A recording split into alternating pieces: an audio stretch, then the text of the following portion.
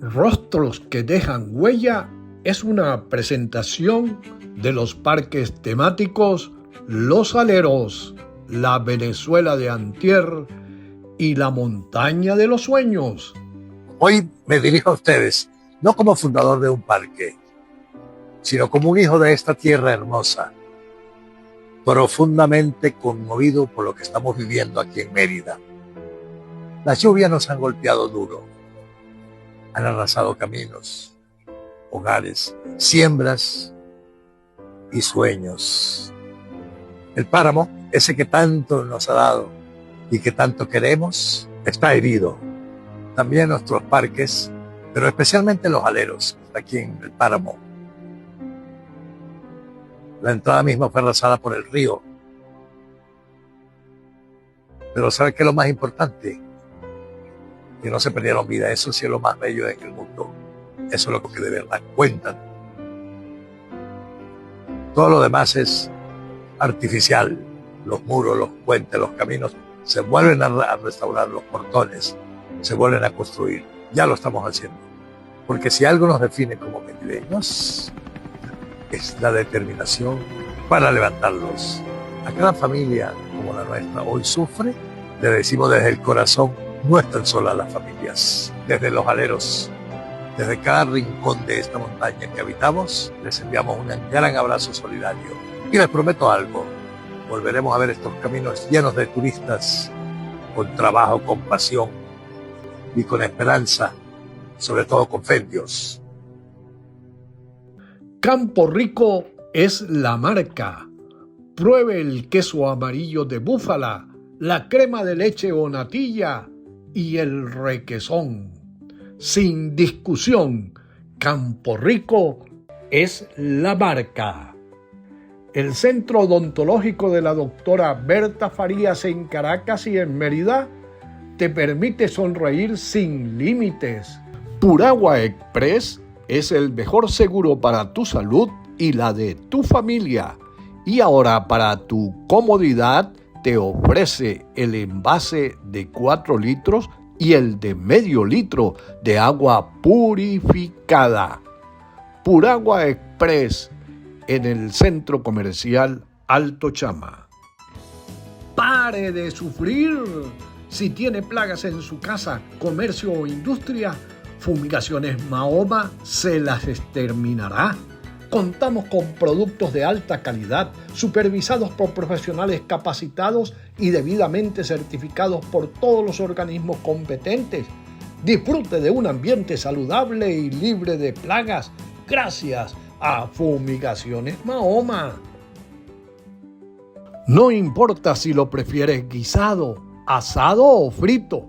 Lo importante es que este pollo es criollito. Llama a los números que aparecen en pantalla. Tenemos punto de venta y también delivery. ¡Coma pollo! Asociación Cooperativa Cicerca le ofrece todo lo que se elabora con cemento, ferretería en general y asesoría a las comunidades organizadas. En la Avenida Centenario de Ejido, entre el Centro Comercial Centenario y el Villa Suite, de la mano con la comunidad. Entre el lago de Maracaibo y la cordillera de los Andes, nace Palmares de Campo Rico, una iniciativa que florece desde 2017 como parte de un legado agrícola de más de 75 años. Lo que comenzó con la ganadería bufalina, hoy se expande hacia la palmicultura sustentable, apostando por una agricultura que respeta la tierra, a su gente y al futuro. Aquí, cada palma sembrada representa innovación, compromiso y tradición. Somos una empresa familiar que cree en el trabajo bien hecho, en la tecnología propia y en el poder de las comunidades. Palmares de Campo Rico, nuestra huella en el campo.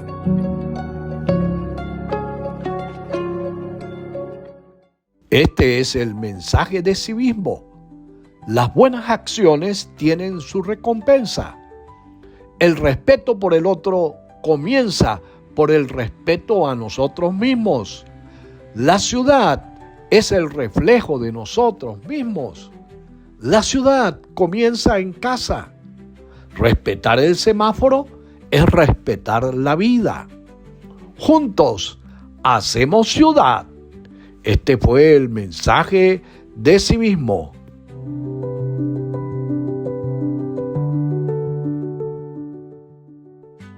Amigas y amigos, es para mí un placer presentarles una nueva entrega de su espacio Rostros que dejan huella. Hoy, desde el Patio de las Flores, vamos a mostrarles a ustedes el rostro de Carlos Hugo Burguera. Y Carlos, pues, nos contará parte de la historia de su vida. Como ya es tradición en este espacio, en el primer segmento conoceremos la fecha de nacimiento de Carlos, dónde nació, quiénes fueron sus padres, sus hermanos. Si hay espacio, entonces comenzaremos a conocer cómo fue su infancia, dónde la disfrutó, cuáles eran los juguetes que más llamaban su atención, y de ahí seguiremos hasta llegar al día de hoy. Carlos, gracias por aceptar nuestra invitación y por estar con todos nosotros. Bueno, sí, Tuto, muchas gracias por esta invitación que me acabas de hacer para hablar de los rostros que vemos activados, muchos elementos de Mérida en beneficio de la sociedad, del turismo, en fin, de todas las cosas que tienen que ver con la importancia que Mérida requiere. Comencemos entonces conociendo tu fecha de nacimiento. Sí, bueno, nací en un 19 de mayo de 1947, acá en la ciudad de Mérida, en lo que sería el municipio Libertador, la parroquia El Llano, en esa época. Que era la más grande del municipio. Sí, efectivamente. Entonces podemos hablar de que vas a cumplir ahora en mayo 78. O sea que me estás alcanzando. Está difícil.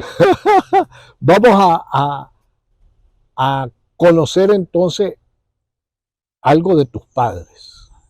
Bueno, mis padres fueron dos personas muy conocidas aquí en la ciudad de Mérida. Papá trujillano llegó a Tovar, donde conoció a mamá y a Irma Burguera. Papá era Augusto Hugo Amador. Que todos le decíamos don Augusto Hugo. Es correcto, papá era muy apreciado porque papá ayudó mucho en sus actividades a todas las instituciones fundamentalmente y a la gente en particular. Él no tenía muchas preferencias, tenía una concesión de vehículos y bueno, el que llegaba allá a comprar un carro era atendido igual con el bolsillo vacío, con el bolsillo lleno. Ese era papá. Y no podemos olvidar Automotriz Occidental, así se llamaba esa empresa. Se llama porque no ha bueno, todavía existe el fondo de comercio, pero realmente ya no tenemos activa. No tenemos actividad. Papá suspendió hace un tiempo la concesión, pero dejó la empresa y se dedicó a hacer, como dicen ahora, freelance. ¿Y dónde comenzó la empresa? ¿En Tovar o en Mérida? Bueno, papá entró a trabajar en Tovar con la Mérida Motor, de don Eduardo Valecino. Claro, por supuesto. Tovar tenía la sede principal de la compañía Mérida Motor, y papá entró como vendedor, que justamente quedaba cerca de la casa de los abuelos. Después don Eduardo decidió abrir una sucursal en Mérida y mandó a papá a gerenciar esa sucursal. Y papá, como era muy hábil en sus comercios y en sus actividades, superó en calidad y en cantidad y en importancia a la principal que está en Tovar. Entonces don Eduardo Valecillo decidió mudarse para Mérida y tomar las riendas de la principal y dejó en Tovar la agencia, pero ya como sucursal de la principal, que se había trasladado se a Mérida. invirtieron los papeles. Es correcto. Entonces papá tuvo con don Eduardo Valecillo hasta el año 53, 52, no recuerdo exactamente, que la General Motors decidió abrir una competencia dentro de los mismos estándares del tipo de vehículo. Dividieron lo que era Chevrolet y Buick, Cadillac y Chevrolet comercial, que don Eduardo Valecillo era el que tenía su empresa, y cuando abrieron la paralela, entonces le dieron a papá la concesión de Pontiac, Oldsmobile, Opel y GMC, que eran los vehículos comerciales. Entonces papá se abrió por allí y empezó a funcionar en la avenida Bolívar, paso abajo del auditorio del Liceo Libertador. Cerca del Hotel Chama. Dentro de las instalaciones del Hotel Chama, había unos locales comerciales que estaban alquilados. Papá alquiló uno bastante grande, uno de los mayores ahí, para poder montar ahí la agencia de carro. Y después entonces a la 16 de septiembre. Después logró comprarse un terreno ahí en la 16 de septiembre y construyó la sede, que todavía está el edificio allí de la Automotriz Occidental, pero ya está con otras actividades. Recuerdo que allí compró mi abuelo Helio Rondón el primer Pontiac, que fue un Pontiac de color verde, bellísimo. Esos carros eran muy, muy buenos. Yo me acuerdo que eran carros que tenían una amortiguación muy buena. Cuando tú frenabas en un par, el motor hacía así, el carro se bajaba y subía. Era muy, muy agradable ese carro. Y está el otro, que era el Buick, el Oldsmobile, que también era un carro ya un carrazo, ese era de lujo. Sí, Bueno, que Carlos nos hable un poco de su mamá, doña Irma Burguera de Hugo. Bueno, mamá, nacida en Tovar, estudió en el colegio interna, allá en la Presentación de Tovar. Bueno, conoció a papá, se enamoraron, decidieron casarse y tuvieron su primer hijo en Tovar, que es Augusto, mi hermano mayor. Mi tocayo Tuto. Tuto Hugo. Le decimos Tuto. Sí, después vine yo, nacido en Mérida, y los demás también nacidos en Mérida. Tuvo 5 hijos, 3 varones primero y 2 hembras después. ¿Los podemos mencionar? Sí, claro, ahí está Augusto Tuto, mi hermano, estoy yo el segundo, tercero Luis Alfonso Hugo. Que es el arquitecto también. El arquitecto, sí. Porque usted también es arquitecto. No, yo soy, no, tú eres ingeniero. Yo soy ingeniero y Augusto sí, también es ingeniero. Después vino de Cuarta Marina, que es la primera hembra, que se casó con un profesor de la universidad, no terminó su estudio universitario. Y de último Luis Elena, que también es ingeniero, que es la hermana menor. Eso fue casada con Néstor Trujillo. Es correcto, ella está casada con Néstor Trujillo y viven aquí en este conjunto precisamente que construyó mamá para todos los hijos. Esta era una finquita de café que fue posteriormente, que ya nos graduamos nosotros, decidimos hacer un loteo y construimos 5 casas, una para cada hermano, donde estábamos viviendo durante muchos años. Yo ahora me fui a Caracas por cuestiones familiares, tenía los hijos allá. Pero déjenme decirles que esto es algo hermoso. De verdad que es una preciosura y debe ser un privilegio vivir aquí. Sí, eso fue una de las ideas de mamá, de que tuviéramos los hermanos la opción de vivir todos juntos en un conjunto. Y no tanto por nosotros, sino por los nietos, que pasaron aquí los mejores años de su infancia. Porque esto se prestaba para muchas actividades, bicicletas, patines, había una pequeña piscina en el área, vamos a decir, común, y seguridad, que era lo más importante, ¿no? Aquí estamos rodeados completamente de un muro de piedra que tiene una altura de 3, 4 metros variable dependiendo de la situación. Continuemos recordando a tu mamá. Bueno, mamá se dedicó a ser ama de casa. fundamentalmente. Papá viajaba mucho porque tenía que ir sobre todo al sur del lago a visitar clientes que compraban vehículos y compraban camiones y camionetas y cosas así. Y se dedicó mucho, le gustaba mucho la música, cantaba, le encantaba cantar, hacer paseos, organizar, hacer fiestas en su casa, y en total que bueno, en realidad fue una madre muy ejemplar, al igual que papá, un padre también muy, muy dedicado, muy consciente, muy respetuoso, muy cariñoso. Entonces, bueno, eso fue, mamá después se dedicó a mantener, vamos a decir, muchas relaciones sociales con grupos de amigas, hacían actividades sociales, eran lo que llaman damas voluntarias, y atendían en el hospital o en la maternidad, en fin, siempre estaban en ese, además es muy religiosa, pues también, como Sí, todos los tuareños. así es. Ajá. Cuéntanos de tu niñez, Carlos. Bueno, yo estuve estudiando prácticamente, por decir, desde la fecha que recuerdo, en el Colegio San José de Mérida, unos años. También estuve en el Colegio Infantil Mérida, En la Escuela Infantil Mérida. de la profesora Aparicio. La profesora Aparicio. La profesora Aparicio, que estaba primero por allá, cerca de Belén, y después la mudaron para la avenida Don Tulio, frente de la Facultad de Ingeniería. Ahí estuvo funcionando la escuela mucho tiempo, y bueno, yo alternaba el Colegio San José con el Infantil Mérida, iba y venía para posteriormente, cuando cerraron el Colegio San José, en el año 60, nos fuimos un año a Estados Unidos, regresamos, y estudié en 3 colegios diferentes. Primer año lo hice en el Colegio San José, cerraron.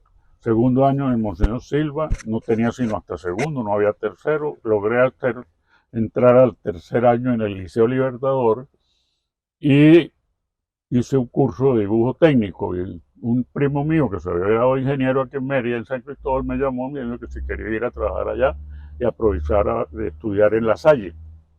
Por lo tanto, yo estudié cuarto y quinto año en el Colegio La Salle. De San Cristóbal. Y ahí me gradué de bachiller cuando regresé a Mérida para estudiar la carrera de ingeniería. Y así transcurrió, y por supuesto, de Mérida, patinar en la avenida Tulio Febres Cordero, bicicletas, madrugar para la misa y después ir a desayunar y a compartir con alguna casa de familia que siempre tenía las puertas abiertas. Bueno, esa fue, y me gustaba mucho el fútbol, también jugaba un poco de basquetbol. ¿Y en el fútbol participaste en algún equipo organizado?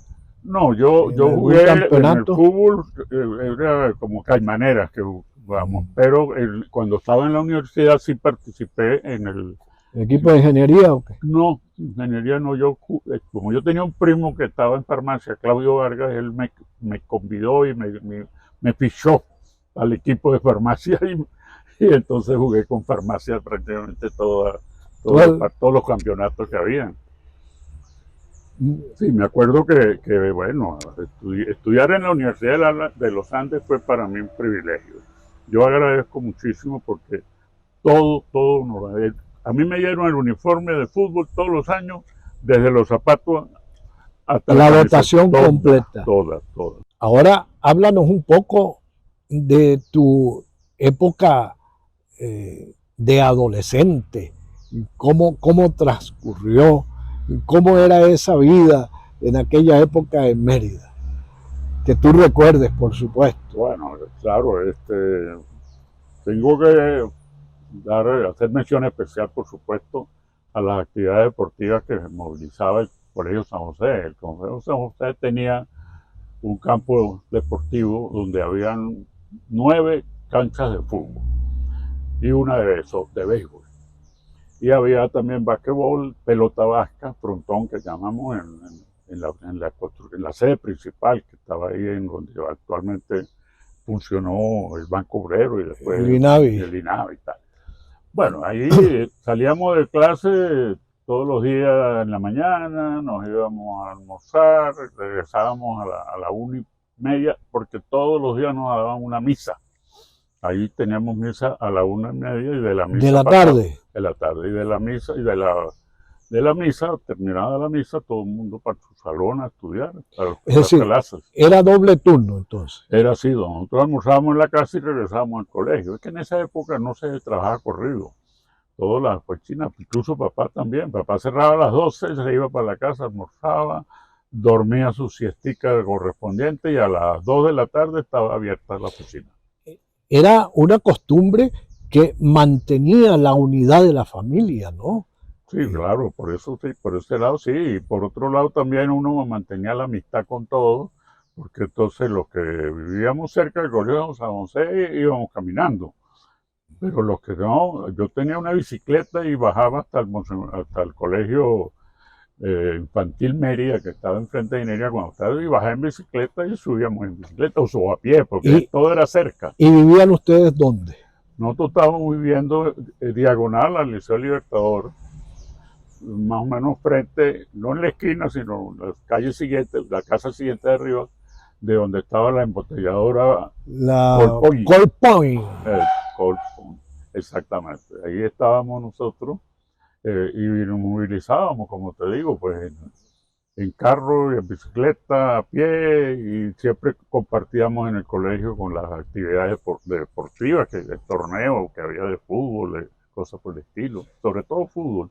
¿Y la parrandeada cómo era?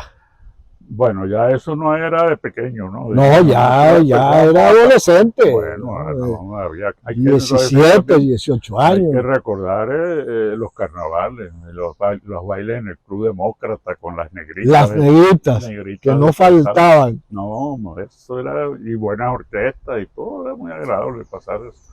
Yo creo que esa fue también tuvimos la oportunidad de estar en los scouts. También perteneciste al grupo de scouts. Al grupo de scouts, éramos un grupo bastante reunido de los mismos y hacíamos campamentos en el valle, en San Javier del Valle, nos íbamos para la culata y ahí es donde más disfrutábamos. Y por otro lado, ¿Quién dirigía el grupo de scouts para esa época? Estaba Vicky, los hermanos Vicky, eran uno, y estaba una muchacha que era de la que manejaba lo que llamaban lobatos, que era la tellería, hermana de Lucho. De Lucho. De Lucho Tellería. Ella, entonces, por ese lado también hacíamos mucho. También cuando la construcción del Hotel Prado Río, que pusieron un sistema de club donde los muchachos de los padres pues se afiliaban y alquilaban, pagaban una cuota mensual y nosotros teníamos acceso a la piscina y a las áreas sociales, recreacionales del Hotel Prado Río. Es decir, funcionaba como una especie de club. Sí, le daban esa opción a los residentes que tuvieran interés en llevar los hijos a eso, porque no todos eran socios del country, que era donde estaba la otra piscina. Y el Colegio San José también tenía una piscina, pero después que la cerraron, pues ya eso dejó de ser funcional, eso todo se modificó. Y esa transcurrió pues la infancia y las actividades en eso, como te decía, patinando en las navidades, saliendo a cantar. Después, cuando adolescentes, ya entramos en la universidad y entonces eran serenatas todas las noches, de fines de semana, donde las muchachas y salir a la discoteca. ¿Y qué discotecas había para esa época? Bueno, la más importante estaban en la zona del Chorro de Milla, que era la Casita de la Rosa y la discoteca del Hotel La Terraza, que ahí había un restaurante y junto con la Casita de la Rosa eran dos restaurantes muy sabrosos de carne parrillada argentina y se comía bastante bien, era importante eso.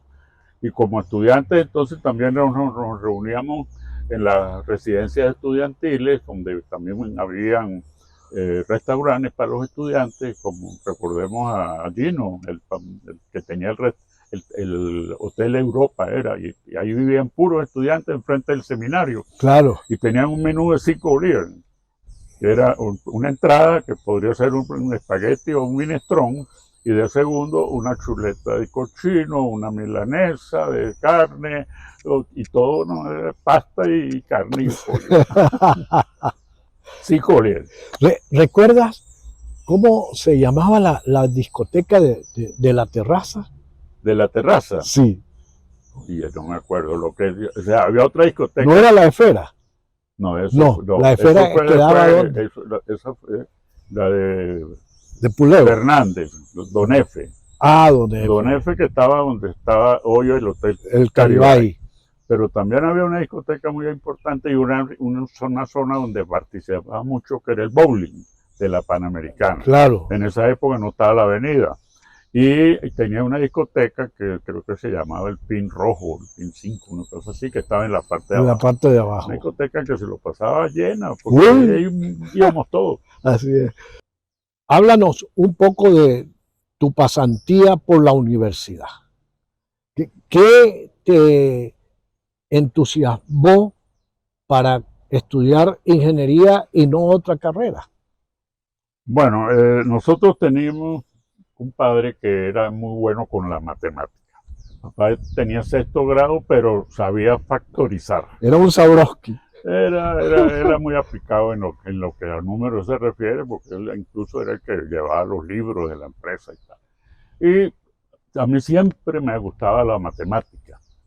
Yo sí, durante toda desde que empiezo a estudiar en kinder, tal, me gustaba la matemática. Sacar números. Sacar números y todo eso. Y también, como yo hice un curso de dibujo técnico, me fui para San Cristóbal a trabajar en la constructora de mi primo, entonces yo tuve la oportunidad de ver cómo era la industria de la construcción, los dibujos, los planos. Incluso yo hice modificaciones de los planos de la Plaza de Toros de San Cristóbal, porque el primer contrato se lo dieron precisamente al primo mío para que hiciera lo que era el movimiento de tierra. ¿Recordamos ese primo?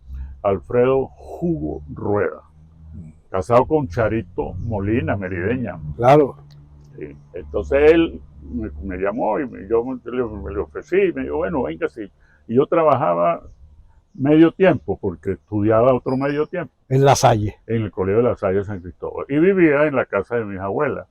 Estaba ya, tenía su casa, entonces yo estaba muy cómodo, porque las abuelas y las tías eran muy consentidoras y excelentes personas. Entonces y estando allá, pues por supuesto, llegó un momento en que me gradué de bachiller y yo estaba generando buenos ingresos como dibujante y tenía la duda si me quedaba dibujante o renuncié al trabajo y me iba a Mérida.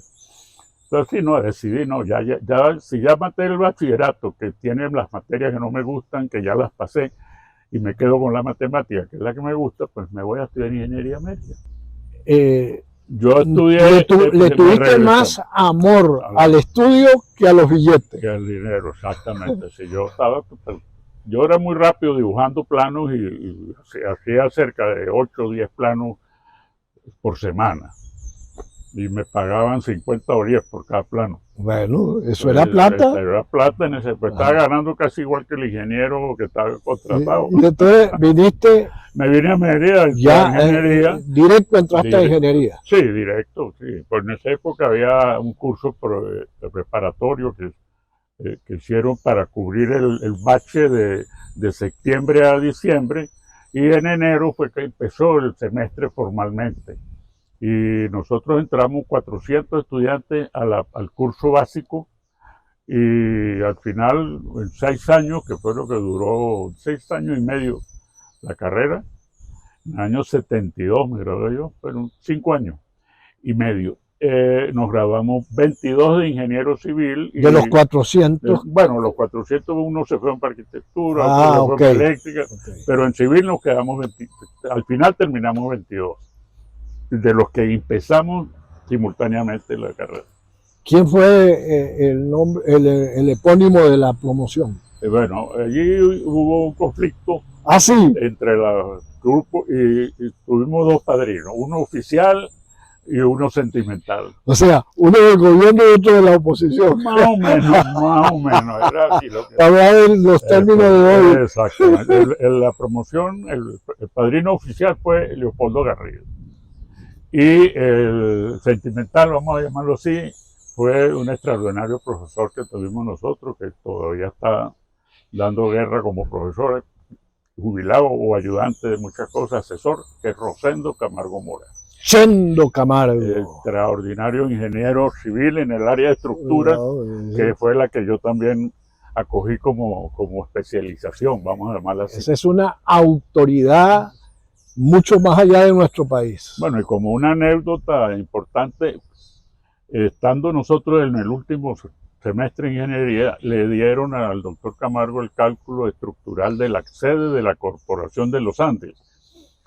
Y él se apoyó en los dos estudiantes mejores en el área de estructura, y tuve la suerte de ser uno de ellos, y el otro era uno que me superaba, que se llamaba, muerto lamentablemente, Sócrates Soto. Sócrates. Ese fue compañero de promoción de nosotros. Sí. Y Rosendo Camargo nos invitó, prácticamente nos contrató. Dijo, mire, yo necesito que me ayuden porque tengo que entregar este cálculo en 3 meses y necesito apoyo de trabajo rápido. Y tuve la suerte de tener esa experiencia.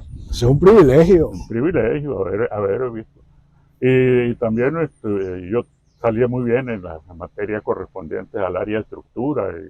Era bueno en esa área, me gustaba. Y todavía lo sigue siendo. Bueno, ya estoy un poco más retirado. Pero eso no se olvida así tan fácilmente. Carlos, después que usted termina ingeniería, comienzas a trabajar en el sector privado. Es correcto. Sí, yo de una vez fui a trabajar en San Cristóbal, estuve 2 años allá. Después regresé a Mérida porque estaba promoviendo entre la familia la construcción del parcelamiento de la Magdalena, que queda ahí donde estaba el Paseo de la Feria, detrás del edificio administrativo. Ese parcelamiento eso eran puros potreros. Sí, ese era un potrero. Sí, exactamente, ese era un potrero y que había unas vacas ahí. Claro, y había un señor que las ordeñaba. Pero después fue cuando se hizo el Paseo Nacho de la Feria. Varela.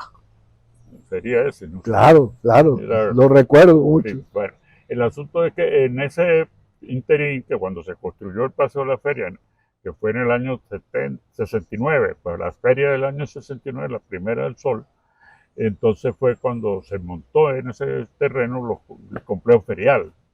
Estaban las casetas, los templetes, los carruseles, en fin, todas las cosas esas que andan. Que antes había estado en el Estadio Mérida. Es correcto. Y que la gente lo había bautizado como el barrio chino. Sí, el primer año, cuando la primera feria de la Inmaculada, que fue la única que se hizo en el diciembre, estaba montado ahí en el estadio. En 1967. En el año 67. Sí, por eso. Sí, 67 y después en el 69. Era mi papá gobernador. Era la primera Feria del Sol. Bueno, sí, yo me quedé aquí en Mérida trabajando y construyendo obras. Y también vino la situación de que en el año 80, 79-80, cuando don Tomás Alonso era presidente de la empresa Correalza. Don Tomás Alonso Fierro. Es correcto. Yo tuve la oportunidad, como era vocal, de acceder al cargo de tesorero. Y tuve la responsabilidad de poner al día toda la contabilidad, que nunca habían hecho un balance, un cierre de ejercicio, un balance de comprobación, nada. O sea, aquello era una pulpería, un desorden total. Ninguno de los directivos, de las directivas anteriores, se había ocupado de la parte administrativa, de la parte contable sobre todo, ¿no? Contable sobre todo. Entonces yo me dediqué como tesorero a poner al día todos los balances, las cuentas de los acreedores. Habían deudas con poca gente, empresas de Mérida. Entonces yo logré auditar todas las deudas de las obras que se habían hecho, hice un informe, lo presenté a la Junta Directiva y se aprobó y se asumieron los compromisos de pago y se le pagó a todos lo que se le debía, se le logró pagar con los ingresos que se fueron generando del alquiler de la plaza y de los espectáculos musicales que presentamos. En fin, yo me dediqué a generarle ingresos a la plaza para poder cumplir con los compromisos.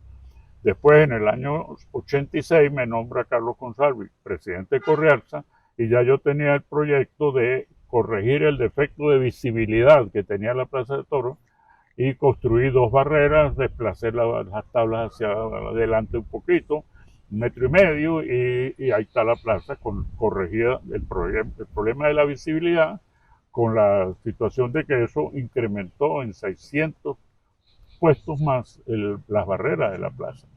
Aumentó el aforo de la plaza en 600 localidades nuevas. Recuerdo que cuando tú eras presidente de Correalza, que hoy es Coremer, habías planteado la necesidad de techar la plaza de toros, ¿fue? Sí, bueno, yo antes de eso, cuando estuve de vocal, había un proyecto que había presentado una empresa venezolana, se llama Bandán, que era una metalúrgica muy grande, que había propuesto hacer un techado de la plaza de toros. Pero eso nadie le dio importancia, no lo quisieron usar.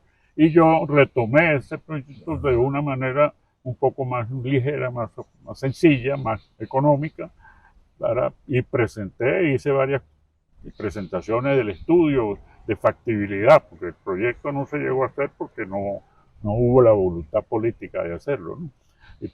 Y además de eso, también yo me dediqué a promocionar eventos turísticos en la ciudad de Mérida, no solamente desde Correalza como presidente, sino que también fui designado en el año 86 director de turismo.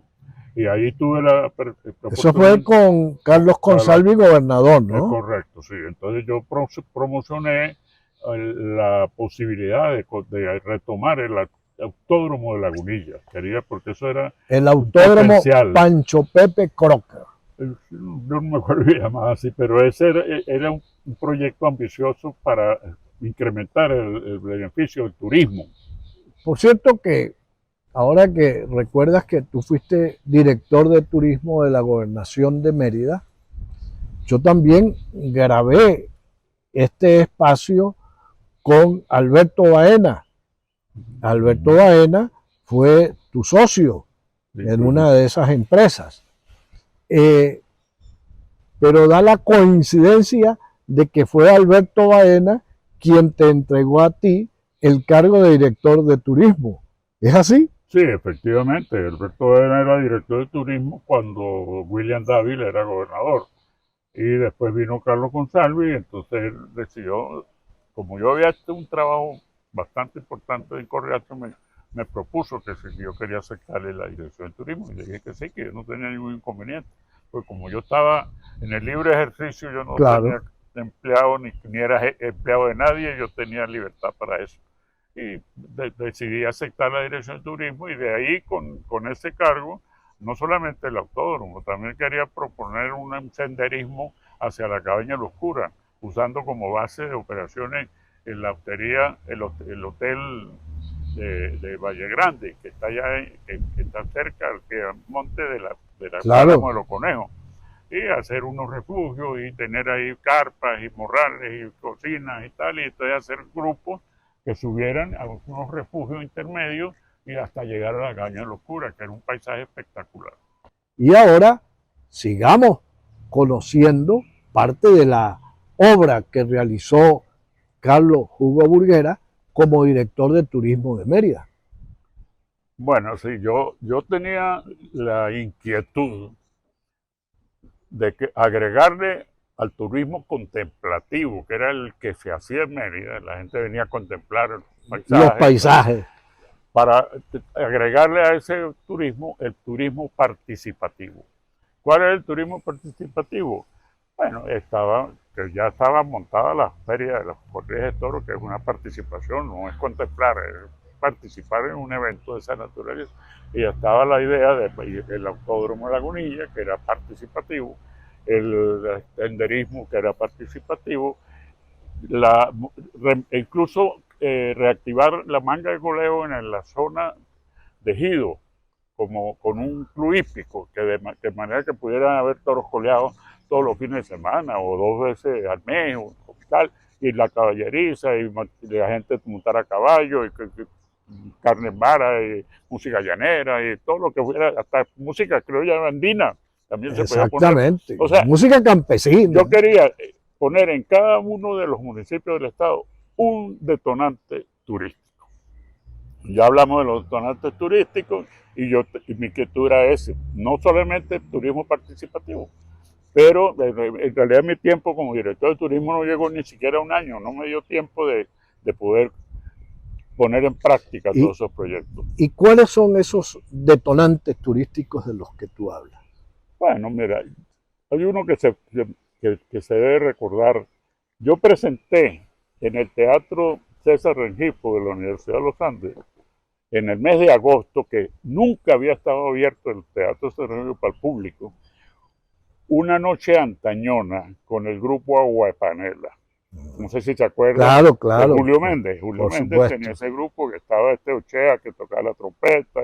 Bueno, y él me aceptó montar allí eso. Que en Ejido le decíamos cachilapo. Es correcto. Entonces, Un trompetista maravilloso. Por ejemplo, ese teatro lo abrí yo conjuntamente con la Dirección Cultural. Me lo cedieron, porque en agosto no había actividades, me lo cedieron para que yo montara ese evento.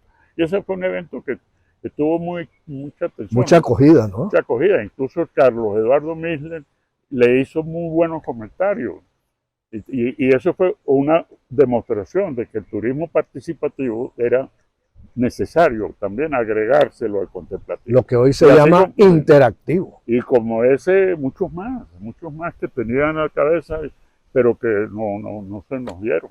Ahora, tú hablabas de esos detonantes turísticos y hablabas de el teleférico de la Plaza de Toros, la Universidad de los Andes, de la Universidad de los y de Andes Alexis Montilla. Con los parques temáticos. Esos son los 4 detonantes más importantes que ha vivido en el estado de Mérida, que promocionaron la actividad turística. Ok, ya nos queda poco tiempo y no podemos dejar por fuera lo que tiene que ver con la parte afectiva, familiar, amorosa. Cuéntenos, Carlos. Yo me casé con Luisa Margarita Rojas, que éramos amigos de la universidad, pero cada quien andaba por su lado, hasta que cuando regresé a Mérida, ya como ingeniero, ella era avionalista, nos conseguimos en una fiesta en el Prado Río y me invitó a que fuera a su casa a comer una hallaca y tal, y empezamos a... Ahí hubo el flechazo. Ahí hubo el flechazo, exacto. Me invitó a su casa, fuimos allá, después compartimos en discotecas, en parrilladas que hacíamos con el grupo de los compañeros de promoción, y entonces a los 6 meses nos casamos. En julio. Eso fue violento. Eso fueron, sí, en el mes de julio, el 19 de julio de 1975, nosotros nos casamos. Y de ahí tenemos... ¿Cuántos chamos? 2 hijos y 4 nietas. Los 2 hijos, primero la hembra, después el varón, y ahora son... ¿Cómo se llaman? Jerónimo Hugo, María Carla Hugo, que es la mayor, y los hijos, las nietas mías, se llaman Ana Paula y Natalia, que son las hijas de Jerónimo, que son las menores, y Sara Isabel y Catalina Salvatierra Hugo, que son las hijas de María Carla. Ellas son, ya la mayor tiene 23 años y está terminando la carrera en Florida, y la menor tiene 9 años. Bueno, vamos a enviarle entonces un saludo a las nietas de Carlos y de Luisa Margarita. Sí, señor. Ya estamos prácticamente en el minuto final y siempre terminamos con esta pregunta. ¿Cuál es la Venezuela que a usted le gustaría que sus nietas disfrutaran? Bueno, yo creo que los mejores momentos que yo he vivido en Venezuela precisamente los viví en Mérida, y voy a referirme a los años de estudiante de la Universidad de los Andes. Yo creo que eso fue la parte más importante que para mí representó la forma de madurar, de querer un evento, una ciudad universitaria como Mérida, donde todo estaba en armonía y todo funcionaba de maravilla, que lamentablemente ahora ya no está en estas condiciones. Es decir, la época de oro. La época de oro, sí. Es más, yo hago una referencia, que yo me arrepiento de haberme graduado en 5 años. Yo podía haber esperado 10 años y hubiera disfrutado 10 años de la universidad. Ya a mí nadie me estaba apurando para graduarme. Y lo hice en 5 años y medio. Bueno, pero es que esa es la etapa más hermosa que uno puede vivir. Ahí donde La de estudiante. ahí es donde se forma no solamente la profesión, sino se forma la parte sentimental, porque con ese poco de ramilletes de muchachas bellas que Así venían de es. todas partes a estudiar en Mérida, de ahí sale uno flechado con alguna de ellas. Y se consolida la parte humana, ¿no? Correcto, no, es que la universidad, te digo, todos mis profesores, el nivel académico de la Facultad de Ingeniería era espectacular y estaba considerada una de las mejores universidades de Venezuela, y la Facultad de Ingeniería tenía reconocimiento internacional. Grandes profesionales en la ingeniería salieron de la Universidad de los Andes. Aquí está uno. Así es que, Carlos, muchas gracias por aceptar nuestra invitación y por haber estado hoy con todos nosotros. Sí, está bien. A Gracias ustedes, gracias por la audiencia y será hasta una nueva oportunidad en que les mostraremos un nuevo rostro y conocerán una nueva historia. Rostros que dejan huella es un obsequio de los parques temáticos Los Aleros, la Venezuela de Antier y la Montaña de los Sueños. Campo Rico es la marca. Centro Odontológico de la doctora Berta Farías en Caracas y en Mérida. Puragua Express. Fumigaciones Mahoma. Asociación Cooperativa Cicerca. Fundación Civismo.